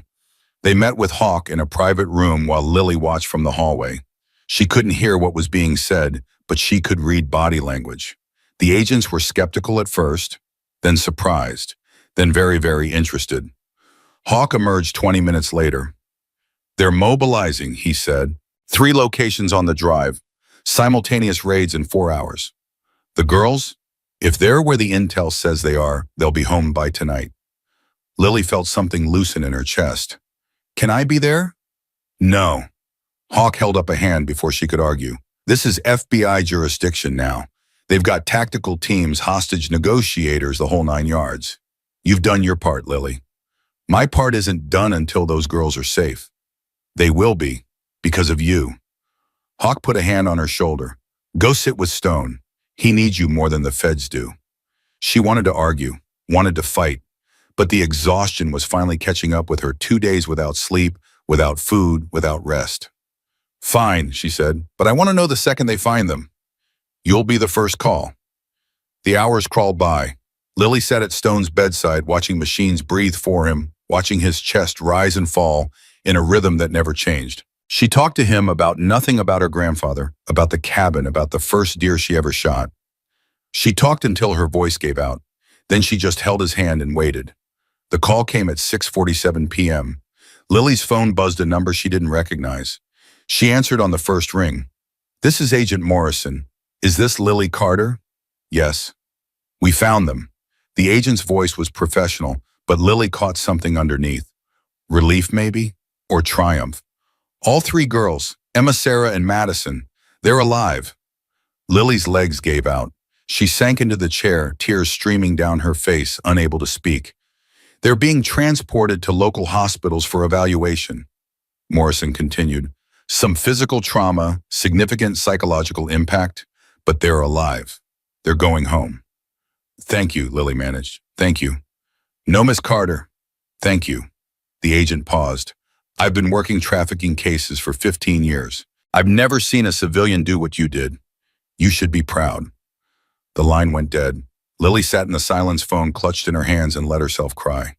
For Emma.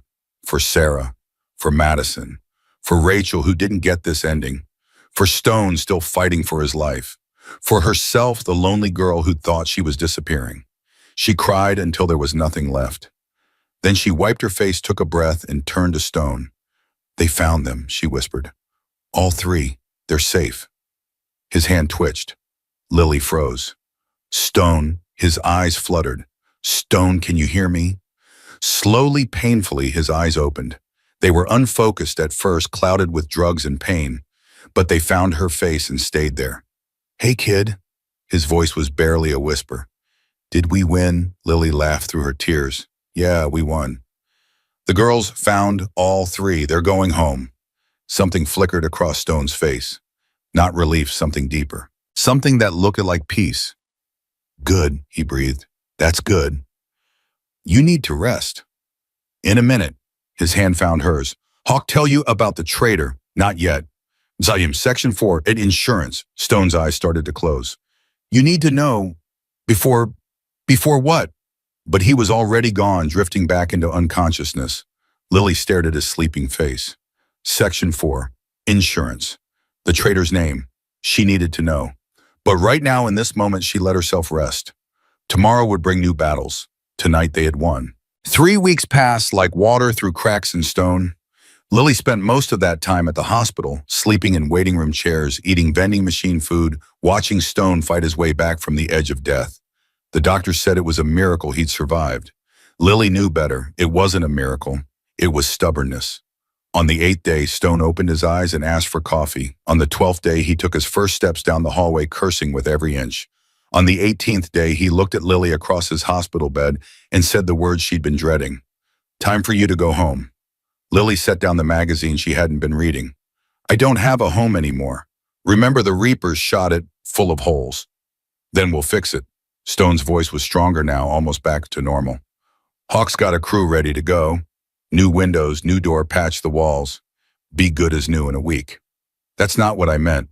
Stone studied her face. "I know what you meant." Silence stretched between them. Outside the window, the sun was setting over Yellowstone, painting the sky in shades of orange and red. "You can't stay here forever, Lily." "Why not?" "Because you've got a life to live, a future to build." Stone shifted in his bed, wincing. "What happened out there, what we did together, that was war. War ends. Life goes on." "Does it?" "It has to." Stone reached out and took her hand. "You're 16 years old.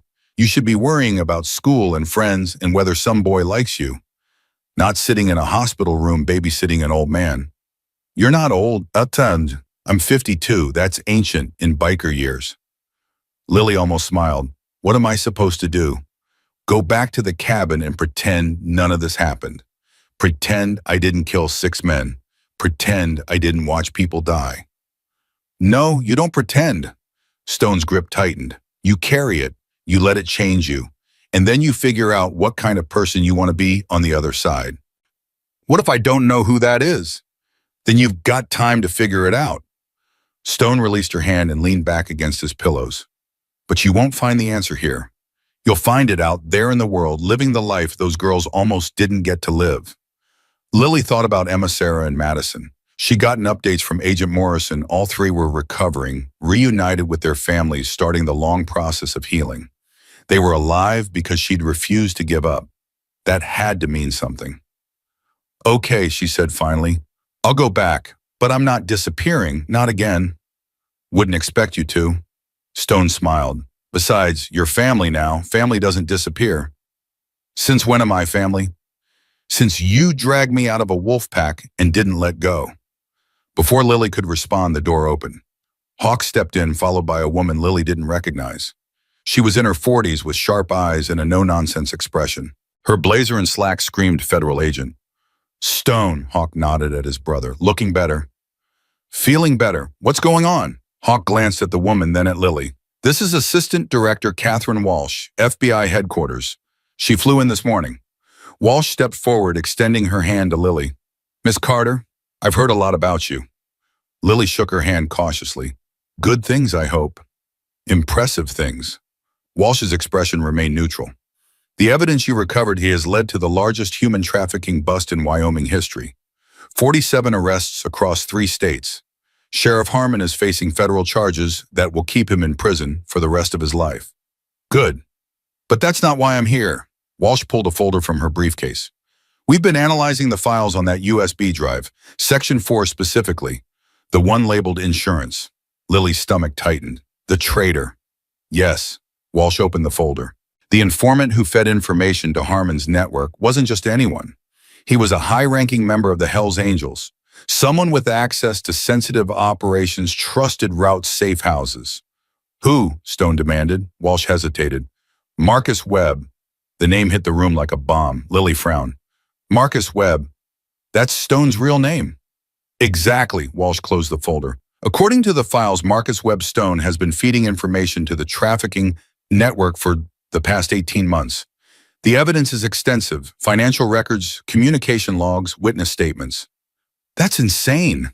Lily was on her feet. Stone nearly died trying to deliver that drive. Why would he risk his life for evidence that incriminates himself? That's what we're trying to determine. Stone's face had gone pale. Someone set me up. That's one possibility. It's the only possibility. Stone tried to sit up, gasping with pain. I've given my life to this club. I've bled for those girls. You think I'd sell them out? I think someone went to a lot of trouble to make it look like you did. Walsh's voice was calm, measured. The question is who and why. Hawk stepped forward. You're not seriously buying this. I'm investigating it. Walsh turned to face him. Mr. Stone is not under arrest yet, but I'd advise him not to leave the state until we've completed our analysis. He's in a hospital bed. He's not going anywhere. Good. Walsh tucked the folder back in her briefcase. Miss Carter, I may have additional questions for you in the coming days. Please make yourself available. She left without waiting for a response. The room was silent for a long moment. Stone. Lily's voice was barely a whisper. What the hell is going on? I don't know. Stone's hands were shaking, but someone inside this club just tried to destroy me. Hawk pulled up a chair and sat down heavily. The files were planted. Had to be. Of course they were planted. Stone's jaw clenched. But planted by who? Only a handful of people knew about the drive, about the route I was taking. I knew, Hawk said. Doc knew, a few others. Someone talked, or someone had access to our systems. Lily's mind was racing. Wait, Stone told me about the traitor before I gave the drive to you. He said the name was in Section 4. But if the files incriminate him, why would he tell me to look there? Hawk's eyes narrowed. Unless someone changed the files after you handed them over. Is that possible? The drive was in FBI custody for 12 hours before they started the analysis. Hawk stood and began pacing. Plenty of time for someone to swap data, add false records. But who would have access? Who would even know what to change? Stone closed his eyes. Someone who knew exactly what was on that drive. Someone who'd seen it before. No, but someone close to me. Stone's voice went cold. Someone who's been planning this for a long time. Lily thought back through everything that had happened. The attack on the road, the wolves, the siege at her cabin. Through all of it, she'd assumed the enemy was outside the Reaper's Harmon, the trafficking network. But what if the real threat was closer? The satellite phone, she said suddenly. When you called Hawk from the ravine, the call barely went through. What if someone intercepted it? What if they knew exactly where we were? Stone's eyes snapped open. The Reapers found us too fast. I assumed they tracked my blood trail, but what if someone told them exactly where to look? Hawk's face had gone hard as granite. I need to make some calls. He left the room. Lily sat down on the edge of Stone's bed. Who would do this? Who would betray their own brother? That's what I'm trying to figure out. Stone stared at the ceiling. I've been with this club for 30 years. I know these men. I've bled with them. Buried with them. And one of them is a monster. At least one. Lily's hands curled into fists. Then we find them, we expose them, we make them pay. It's not that simple. Why not? Stone turned to look at her. Because right now I'm the suspect. If I start pointing fingers, it looks like I'm trying to deflect. The FBI already thinks I'm guilty. Then we prove you're innocent. How? Lily thought for a moment. The original files, before anyone could tamper with them. Is there a backup? Stone's expression shifted.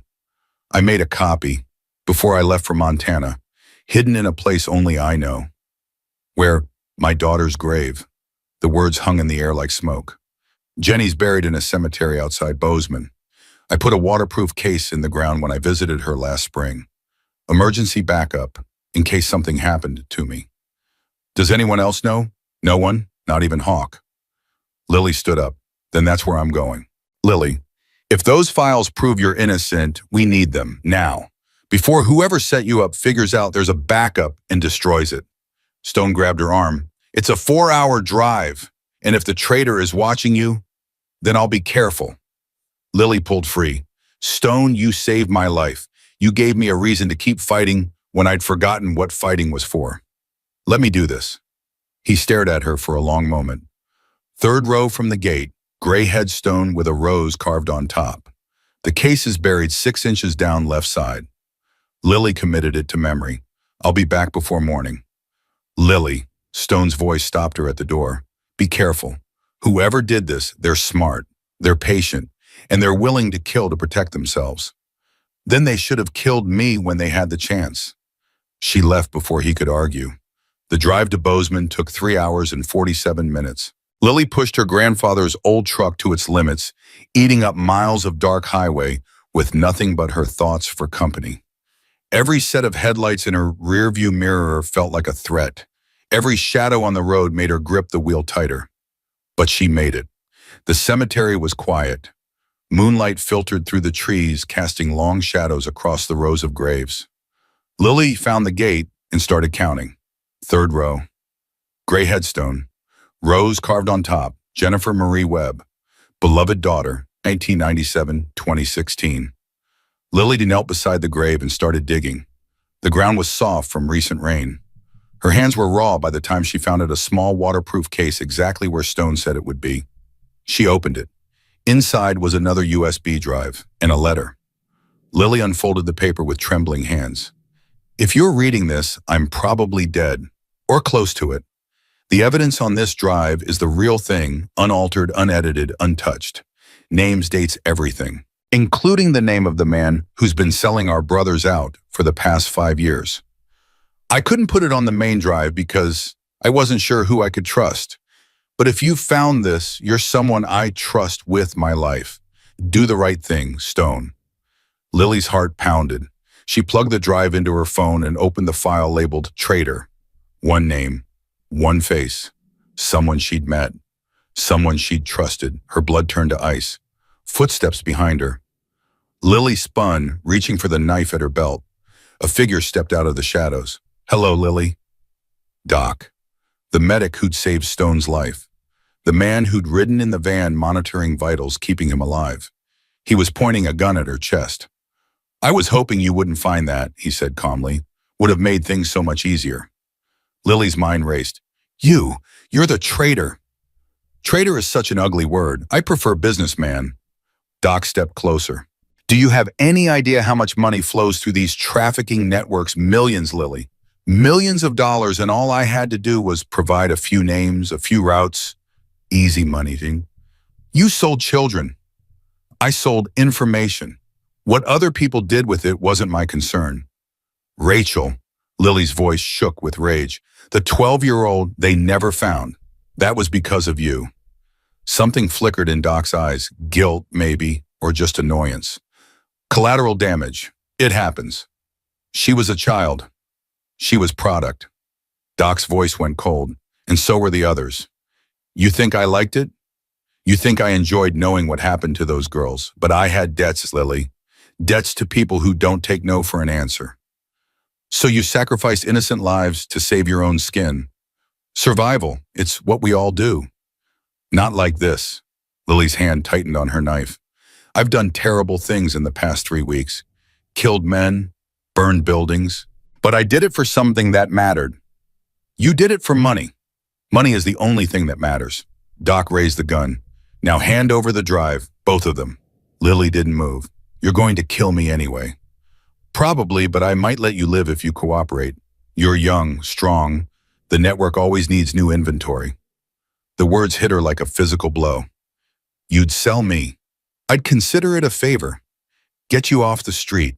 Give you a purpose. Doc smiled. Better than dying in a cemetery, don't you think? Lily's mind worked furiously. Doc was 10 feet away, too far to rush him before he pulled the trigger. But if she could distract him by a few seconds, headlights swept across the cemetery. Doc's head turned. Lily threw the knife. It wasn't a perfect throw, not even close.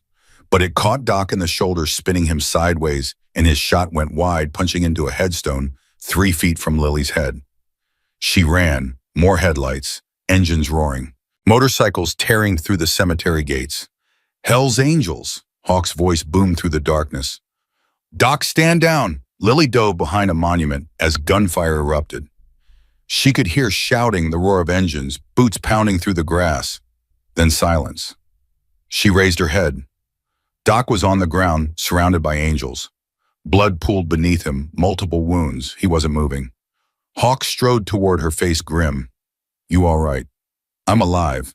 Lily stood on shaking legs. How did you find me? Stone figured it out. Called me 5 minutes after you left. Hawk looked at Doc's body. Said you'd need backup. Guess he was right. Doc was the traitor. We know. Stone explained everything. Hawk extended his hand. The drives, Lily handed them over. Both copies. The original and the backup. Stone's name is clear. Hawk tucked them into his vest. We'll make sure the FBI gets the right files this time. And Doc, Hawk looked at the body. He made his choice. They rode back to Yellowstone in a convoy of chrome and thunder. Lily sat on the back of Ghost's bike watching the sun rise over the mountains. Her hands had stopped shaking somewhere around the state line. Her mind had stopped racing somewhere around the border. She felt empty, but it was a clean kind of empty, like a wound that had finally been drained. Stone was sitting up when she walked into his hospital room. You look like hell, he said. You should see the other guy. She told him everything. The cemetery, Doc, the confession, the gunfire. When she finished, Stone was quiet for a long time. I trusted him, Nishal, he finally said. 30 years. He was the man who kept us alive. And the whole time, you couldn't have known. I should have. Stone's voice cracked. Rachel, those other girls, they died because I didn't see what was right in front of me. They died because Doc betrayed them, not you. Stone looked at her. You really believe that? I know it. Lily sat down beside him. You spent the last 6 months trying to take down a network that your own friend was profiting from. You nearly died for evidence that someone else tried to use against you. That's not the action of a guilty man, Stone. That's the action of someone who cares. Stone was silent. Jenny would be proud of you, Lily added softly. Wherever she is, she'd be proud. Stone's eyes glistened. Thank you. They sat in silence as the morning light grew stronger. 2 weeks later, Stone was discharged. The FBI cleared his name completely. Ajit Morrison personally delivered the news, along with an apology from Assistant Director Walsh. The falsified evidence had been traced back to Doc's personal laptop. He'd been manipulating files for years. 47 arrests became 63. 3 more trafficking rings were exposed. And the network that had operated in Wyoming for a decade was finally completely dismantled. Lily watched from the hospital steps as Stone climbed onto a brand new Harley. You sure you don't want to ride? He asked. I've got my truck. That thing's older than you are. It runs, Lily smiled. Besides, I've got a cabin to rebuild. Stone studied her face. You could come with us. The club would take you in, train you, give you a place. I know. Lily looked at the convoy of angels waiting on the road. But that's your family. Mine's still out there somewhere. I need to find it. You already found it, kid. Stone revved his engine. Family isn't blood. It's who shows up when the wolves circle. Lily felt tears prick her eyes. Will I see you again? Count on it. Stone reached into his vest and pulled out a small metal badge shaped like a wing. This belonged to Jenny. She gave it to me the day before she died. Said it would keep me safe. He pressed it into her hand. Now it's yours. Lily closed her fist around the badge, feeling its weight. I don't know what to say. Don't say anything. Just keep fighting. Stone smiled. And if you ever need us, send that badge north. Someone will find you. He kicked his bike into gear. The angels roared to life around him, 40 engines rising in unison. Hawk pulled up beside Stone and gave Lily a nod. Take care of yourself, Wolf Girl. Wolf Girl. That's what they're calling you, back at the clubhouse. Hawk grinned. The girl who ran with wolves and came out on top. Lily laughed. I like it. The convoys pulled out chrome glinting in the morning sun.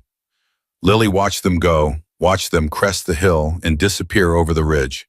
Then she climbed into her grandfather's truck and started the long drive home. The cabin looked different now. New windows, new door, fresh paint on the walls where the bullet holes used to be. The angels had done good work, better than good. It almost looked like a home again. Lily stood on the porch breathing in the mountain air. Behind her, a package sat on the steps, delivered by courier according to the note. She opened it. Inside was a leather vest, black, well-made, covered in patches she recognized from the hospital. And on the back, stitched in red and white, a name she'd earned. Wolf Girl. Below it, smaller letters, Guardian Angel. A note fell out of the folds. For the girl who saved a Hell's Angel from the wolves. Family for life. Hawk. Lily held the vest against her chest, tears streaming down her face. For 2 years she'd lived in silence, faded into the background, convinced herself that she didn't matter. Now she knew the truth. She mattered.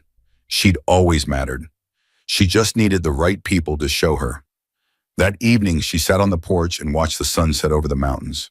The vest was draped over her shoulders, the wing badge pinned to her collar. Somewhere out there, Emma and Sarah and Madison were rebuilding their lives. Somewhere out there, Rachel's memory was finally at peace. Somewhere out there, 100 angels were riding toward the horizon. And here in the cabin, her grandfather built Lily, Carter was finally home. The sound started small, a distant rumble, a vibration in the air. Lily lifted her head.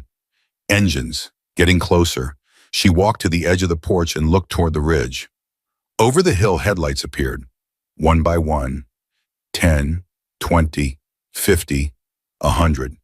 The Hell's Angels rode toward her in perfect formation, chrome blazing in the dying light. At the front of the convoy, Stone and Hawk rode side by side, faces set with purpose. They pulled up at the edge of her property and killed their engines. Stone climbed off his bike and walked toward her. Thought you left, Lily said. We did. Stone stopped at the foot of the porch steps. Then we turned around. Why, because family doesn't leave family behind. Stone looked at the 100 men behind him. We came to say thank you properly. One by one, the angels dismounted. One by one, they removed their helmets. One by one, they bowed their heads. Hawk stepped forward. We ride for honor, he said. We fight for our own. And sometimes our own don't wear a patch. They earn it. He held out his hand. In his palm was a ring, silver engraved with wings and 3 letters, HAF, Hell's Angels family. You saved one of ours, Hawk continued. You fought beside us. You bled for us. That makes you one of us. Forever. Lily took the ring with trembling hands. I don't know what to say. Say you'll keep fighting. Stone climbed the steps and stood beside her. They say you'll keep protecting the ones who can't protect themselves. Say you'll remember that you are never alone, not anymore. Lily looked at the ring, at Stone, at the 100 men who'd come back for her. I promise, the angels erupted in cheers. They lit a bonfire behind the cabin. Someone produced a guitar. Someone else produced whiskey. Laughter filled the air, the kind of laughter Lily hadn't heard since her grandfather was alive.